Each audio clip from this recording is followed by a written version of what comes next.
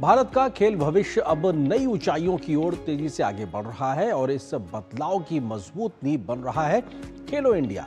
ये सिर्फ एक योजना नहीं बल्कि देश के युवाओं को प्रतिभा को पहचान देने और उन्हें आगे बढ़ाने का राष्ट्रीय अभियान है।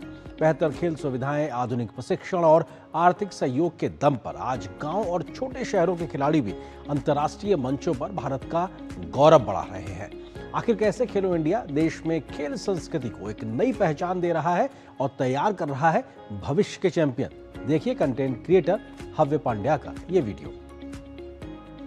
दोस्तों, एक सवाल है, क्या आपको लगता है कि भारत अब सिर्फ क्रिकेट का देश है या फिर भारत धीरे धीरे हर खेल में दुनिया को टक्कर देने वाला स्पोर्टिंग नेशन बन रहा है? अगर पिछले कुछ सालों के आंकड़े देखें तो जवाब काफी दिलचस्प है। आज भारत के करीब 65% लोग 35 साल से कम उम्र के हैं। यही युवा भारत की सबसे बड़ी ताकत है। इसी सोच के साथ सरकार ने 2017 में खेलो इंडिया शुरू किया। इसका मकसद सिर्फ मेडल जीतना नहीं बल्कि गांव से लेकर शहर तक हर टैलेंट को मौका देना है। खेलो इंडिया 5 चीजों पर फोकस करता है: ट्रेनिंग सेंटर, बेहतर कोच, स्पोर्ट्स साइंस और टेक्नोलॉजी, ज्यादा टूर्नामेंट और मजबूत स्पोर्ट्स इंफ्रास्ट्रक्चर। अब तक 349 नए स्पोर्ट्स इंफ्रास्ट्रक्चर प्रोजेक्ट मंजूर हो चुके हैं। 1067 खेलो इंडिया सेंटर्स भी बनाए जा चुके हैं।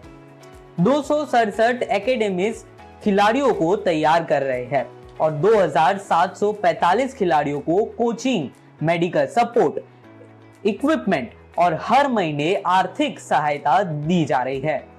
यानी टैलेंट सिर्फ ढूंढा नहीं जा रहा, उसे आगे बढ़ाया भी जा रहा है। अब बात करते हैं खेलो इंडिया गेम्स की। 2018 में शुरुआत स्कूल गेम से हुई, फिर youth games, university games, winter games, para games, beach games, water sports festival और अब 2026 में ट्राइबल गेम्स भी जुड़ चुके हैं। अब तक 63,000 से ज्यादा खिलाड़ी इन खेलों में हिस्सा ले चुके हैं।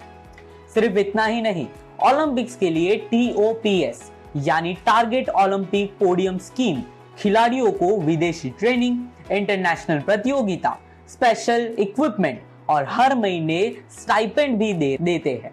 वहीं कीर्ति इनिशिएटिव 9 से 18 साल के बच्चों का टैलेंट पहचानने के लिए AI और डेटा एनालिटिक्स का इस्तेमाल कर रहे हैं।